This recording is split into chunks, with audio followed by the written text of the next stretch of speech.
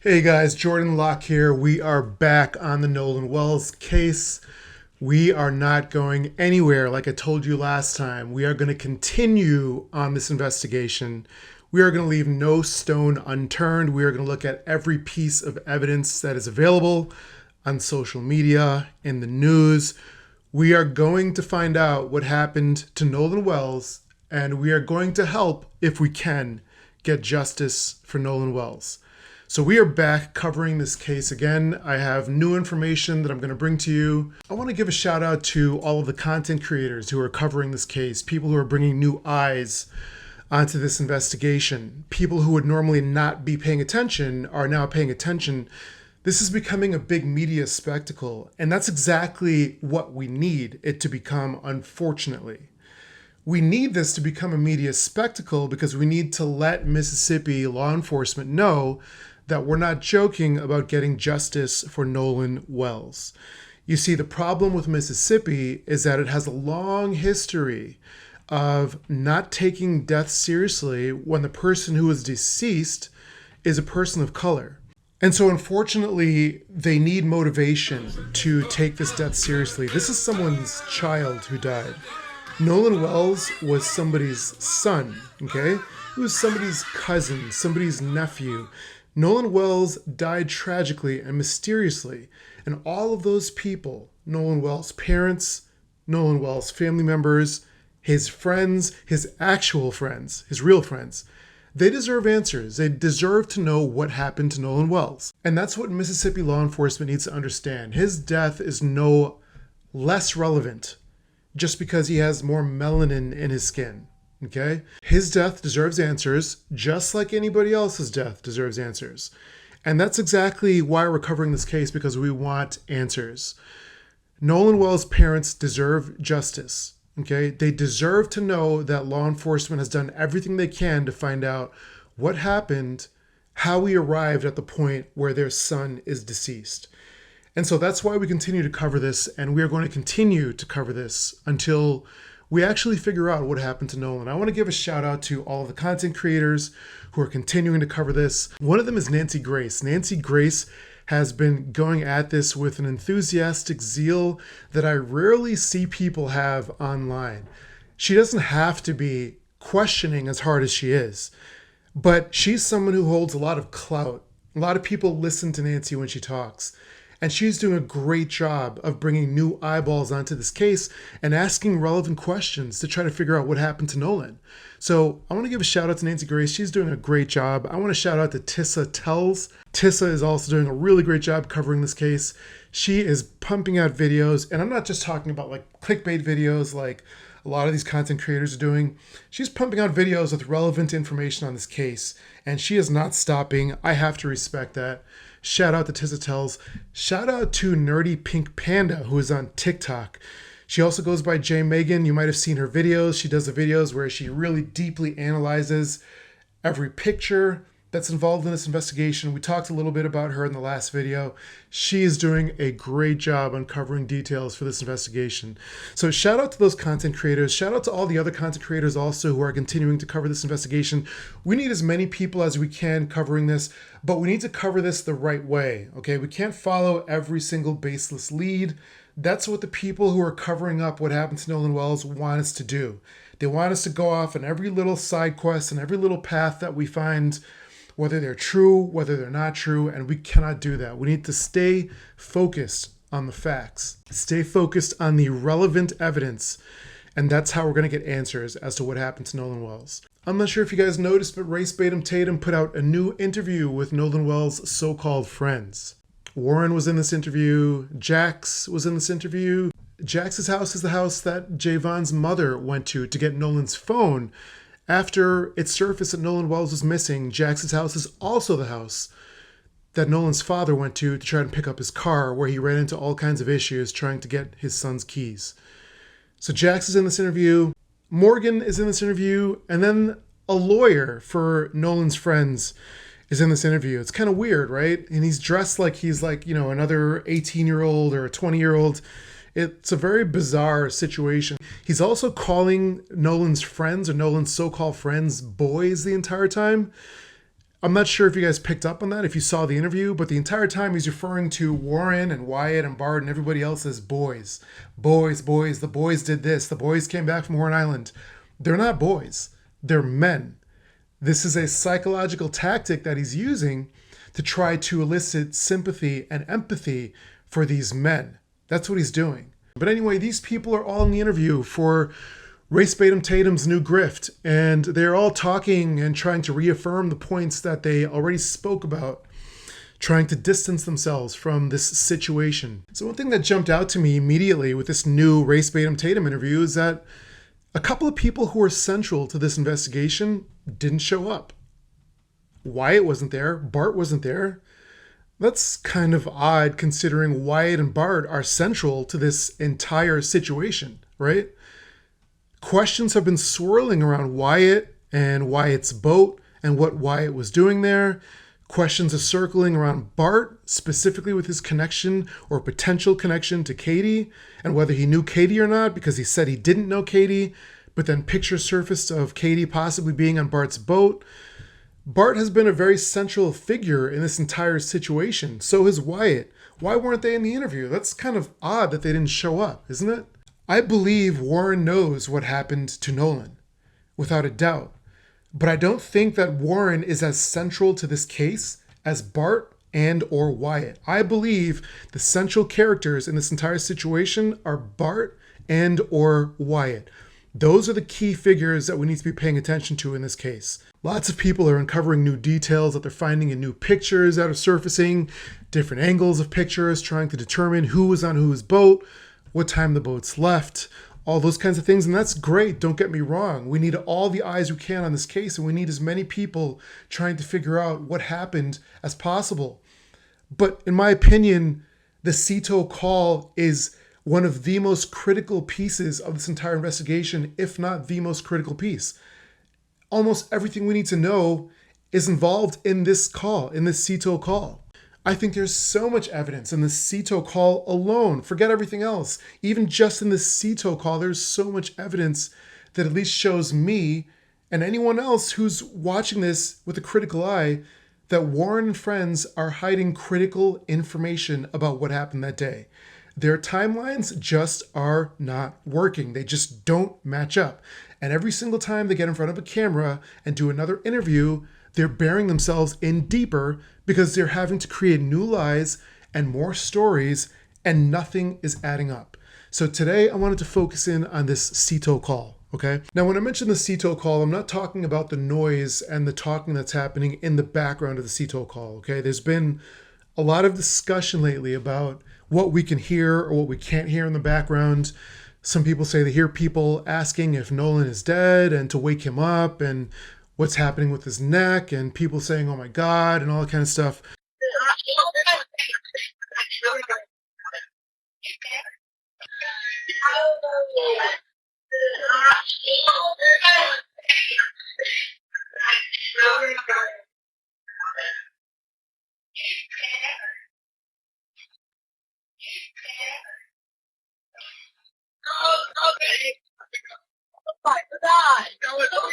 Seatow Assistance, Vicky speaking. How can I help? I'm not here to prove or disprove any of that stuff, right? I'm not saying that those things didn't happen and weren't said, and I'm not saying that they were said. I don't know. I heard the call. I heard all the talking in the background. I can make out some words, but there are other words that I can't necessarily make out. So I'm not prepared to say that they said one thing or another thing, okay?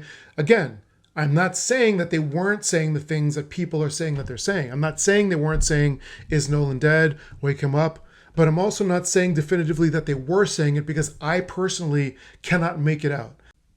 But I don't think we need to, guys, because I think we have all the information we need in the actual call itself. There's so many lies and inconsistencies in the call itself. And so today I want to focus on those inconsistencies and go over the call. So guys, before I start with the Seatow call, I want to preface this by saying that the boat that supposedly had issues, and I say supposedly had issues because we still don't know for certain that this boat had problems. All we have to go by is Warren's word and the friend's word, and so far their word is suspect at the very least because it doesn't seem to be adding up. All we have is their word that something was wrong with this boat. There is no proof that there's anything wrong with this boat, okay? So the boat that they're saying had issues was stationary from around 11 a.m. when they got to Horn Island to about 4:30. The Seatow call was placed around 4 o'clock, which means that they weren't moving when they placed the Seatow call. So we've established that the boat hadn't moved from 11 a.m. to 4:30 p.m. That's when the GPS coordinates pinged, and that's when the boat started moving. They got to Horn Island at 11 a.m., so they stayed there until 4:30. However, the Seatow call was placed around 4 o'clock before they started moving. When Wyatt gets on the phone with Seatow, he tells the Seatow operator that they're in 30 feet of water. But wait a minute, you were anchored off of Horn Island, and there are plenty of pictures of the boats right off of Horn Island and people standing in waist-deep water right around your boat, chest high at most. Whether it's waist-deep or chest high, that's not 30 feet of water. So why did you tell the operator you were in 30 feet of water and going down? So I want you guys to keep that in mind as we listen to the Seatow call. Seatow assistance, Vicky speaking. How can I help you? Hey, we're at the west tip of Horn, and our bilge pump stopped working. We're sinking. Can you all please come? We have a membership. All right, of course. How far is the water coming up, sir? Can you give me a description? Ankles? Hello?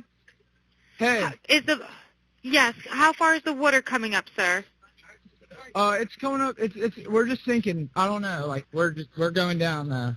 Okay, so this is the first problem with the Seatow call, okay? If you can hear the operator, her name is Vicky. She's speaking with Wyatt on the phone, and Wyatt is telling Vicky that they are sinking and they are going down. This is the first problem because their coordinates place them right at Horn Island. We've established that they were at Horn Island from 11 a.m. to around 4:30 p.m. This call happened before they left at 4:30. So if you were anchored right off of Horn Island and people were right next to your boat in waist deep / chest deep water, how are you sinking? What do you mean you're sinking? You're right off. You're literally feet away from the beach. How are you sinking? Why are you telling the operator that you're sinking? Then the operator asks Wyatt, okay, not a problem. You're sinking. How high is the water coming up? This is a critical question that is always asked in any kind of situation where a boat is going down because you want to know how fast the boat is going down. We've all seen the pictures of the boat. The boat isn't that big. You can see all around the boat. You should be able to see how much water is in the boat. I'm not saying you need to take a tape measure. I'm not saying you need to have a ruler on board to measure it right down to the exact inch, but you can tell the operator if it's up to your ankles, up to your feet, up to your knees. How fast is the water coming into the boat? Somehow they can't even give the operator a rough estimate of how much water is in the boat.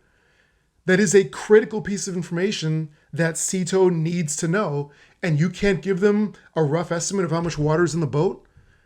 That doesn't strike you as odd? So you're saying you're sinking, but you can't tell them how much water is in the boat. And you're right off of Horn Island in about chest or waist deep water. The first issue is with this call. All right, well, let's get you going. Membership number or phone number listed on the account, sir. I don't know the phone number. It's either. I think it's just that. All right. I know we have a membership, like guaranteed. I don't All have right, the tag on unless you here. have a It got ripped membership off. number or anything, it's okay. I'll get you over to the captain. What's the best phone number to reach you at? Reach me at 2. All right, and is everybody on board in good health otherwise? Yeah, everybody's How on many? board. All right, do you need the United States Coast Guard? What? Do you need the United States Coast Guard? No, we do not need that. So this is another part of this call that is very critical to me, right? You just called Seatow and told them that you're sinking, okay? When she asks you if you need the Coast Guard, you say no, you don't need the Coast Guard. Not only do you say no, but you state emphatically that you do not need the Coast Guard. You just said you were sinking. Why would you turn down any help possible? Why would you turn down any help from anywhere? That doesn't make any sense. It always struck me as very odd the way they emphatically turned down help from the Coast Guard when the Seatow operator asked them if they needed the Coast Guard there.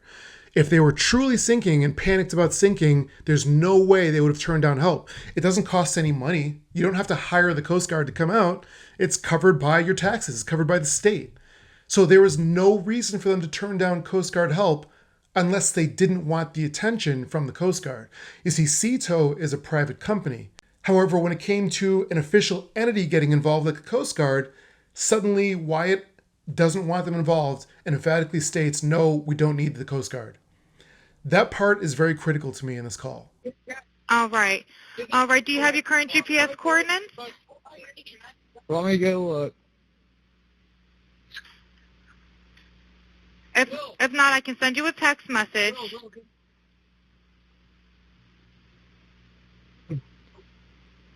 North.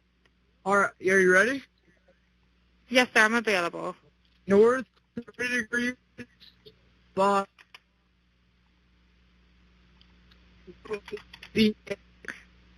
4672.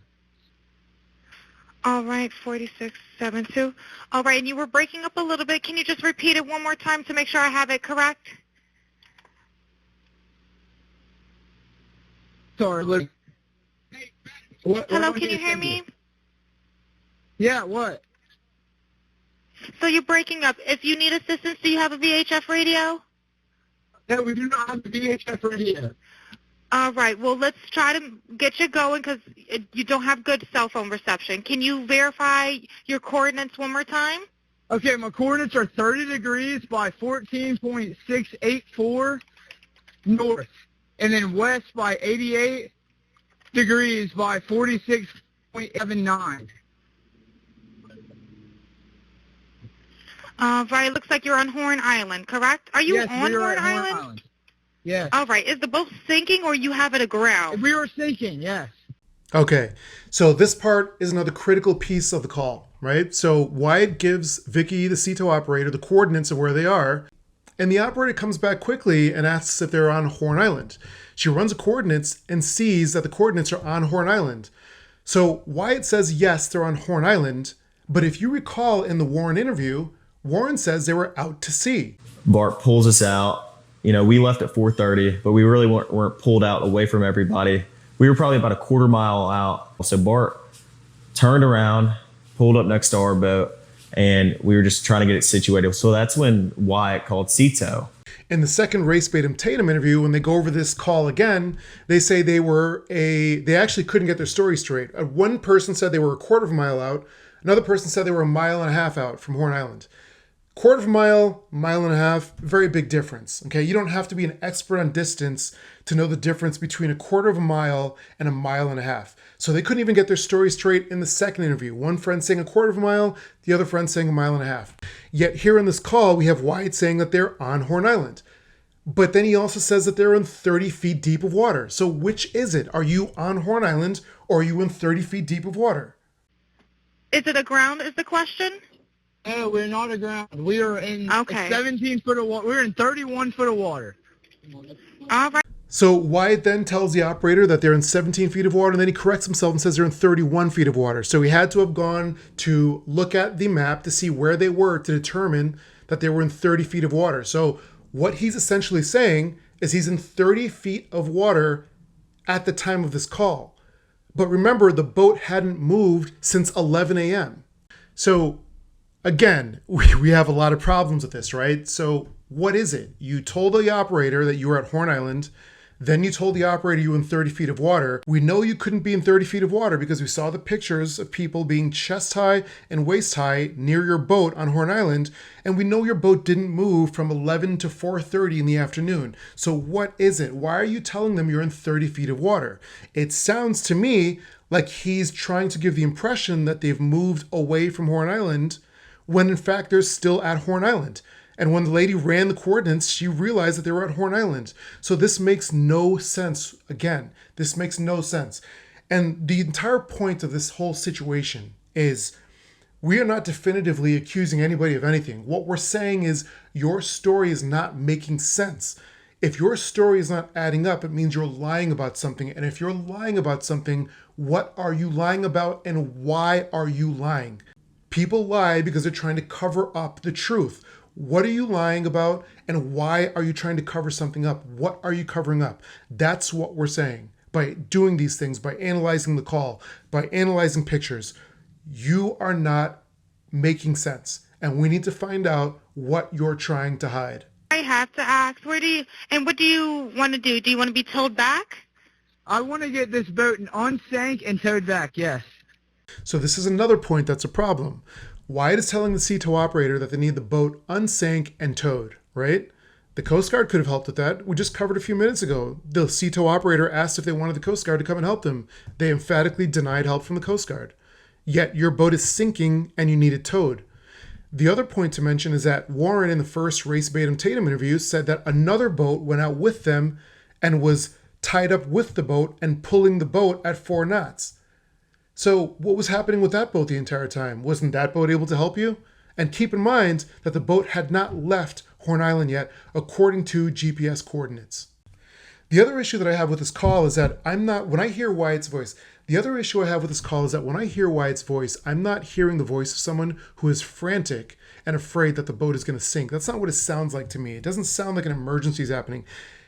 Wyatt's voice sounds like somebody who is distracted by something else that's happening on the boat the entire time. That's why the operator is constantly having to repeat herself, and that's why Wyatt the entire time is like, what'd you say? What?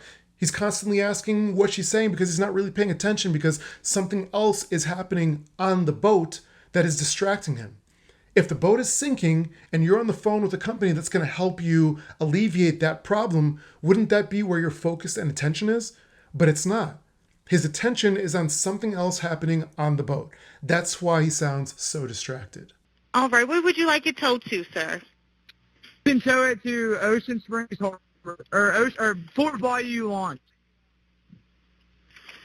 All right. How many adults and children on board? No, there's no children. So is there anybody on board? How many adults, sir? That was the question.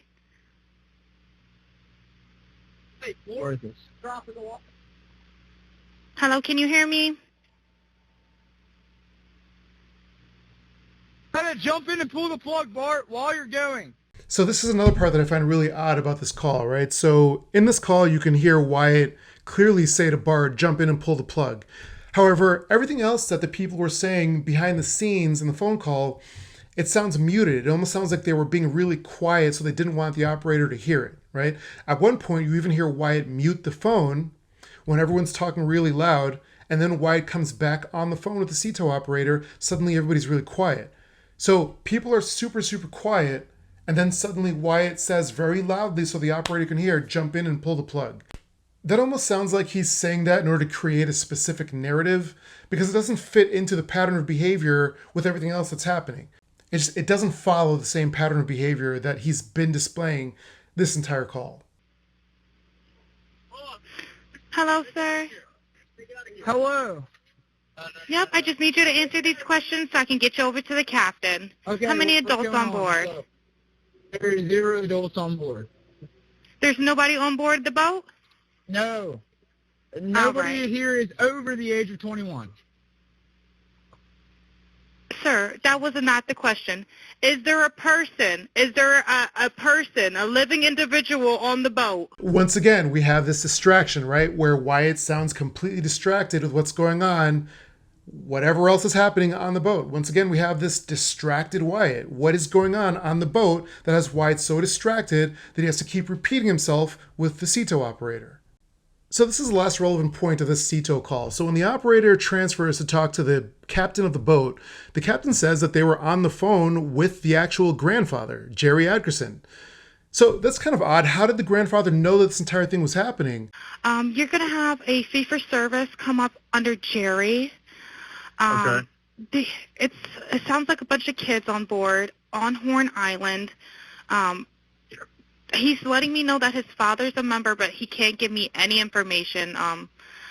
And he's saying the boat is sinking, and he's on Horn Island. It's just unfortunate. He's just a kid. There's a lot going on. So Right. he said there's about a lot of people on board. He says he thinks about 7. I'm guessing they're all under 18. Okay. And I'm not trying to be rude. He wants you guys to go out there and unpump the boat and then tow it in. Do you know what kind of boat it is? He said a Triton 24-footer, but that's all he can give me. Okay. All right. Yeah, I just actually got off the phone with his grandpa, who I'm guessing is the owner of the boat. And Is it Jerry? Said that yeah, Jerry. Yeah, he said, Okay. I just hung up with him. He said that they don't need any help right now, but if something changes, he'll call me back. Wyatt and friends must have called the grandfather first before they called Seatow. But if they did that and the grandfather knew the captain and Seatow, why did they even have to call Seatow? It doesn't make any sense. And then the captain goes on to say the grandfather told the captain that they were all set and didn't need help anymore. So a few minutes before this, they were in 30 feet of water, sinking to the point where Wyatt was completely agitated, didn't know what to do, absolutely annoyed. They needed help to get it unsunk and towed. And now suddenly a few minutes later, they're fine. They don't need any help. Guys, all of these things that I outlined show all of the inconsistencies and problems with the stories of Warren, Wyatt, Bart, and friends, okay? Nothing is adding up, and that's the point that we've been trying to make here. I want you guys to kind of sit with this information, listen to the call yourself if you want to, run the coordinates yourself, and you'll see that the coordinates don't show that they're in 30 feet of water or anywhere near 30 feet of water. You'll also see that the boat doesn't move until 4:30. So this entire thing doesn't make sense, and you have to ask yourself, why are they saying these things if they don't add up? If they were telling the truth, we wouldn't have any problems because all of these things would be adding up. Their stories would be adding up, but they're not. There are too many inconsistencies, and that's why everyone is trying to figure out what really happened. Thanks so much for watching, guys. I really appreciate it. As always, we need to get justice for Nolan, just like we'd want to get justice for anybody else. Okay, this is a young man who is not with us anymore. Unfortunately, he can't speak for himself. He can't tell us what happened. It takes us. It's up to us, the people who are actually motivated to find out what happened, to piece this entire thing together and get Nolan the justice he deserves. Okay? Thank you so much to all the content creators that are covering this case. Why am I covering it personally? Because this could have been me. I could have been the one who passed away on that island. It could have been one of my siblings, could have been one of my friends. To be quite frank, I think the way the law enforcement in Mississippi has been handling this case so far is absolutely horrible. And it's disgusting for Nolan's parents and for Nolan that they don't seem to have any urgency in figuring out what happened with Nolan. So the more eyes we get on this case, on this investigation, the more people will be aware of it, the more publicity it's going to get, the more they will be motivated to find out what actually happened to Nolan Wells on Horn Island on July 4th. Thanks so much for watching, guys, and I will see you in the next one. Take care.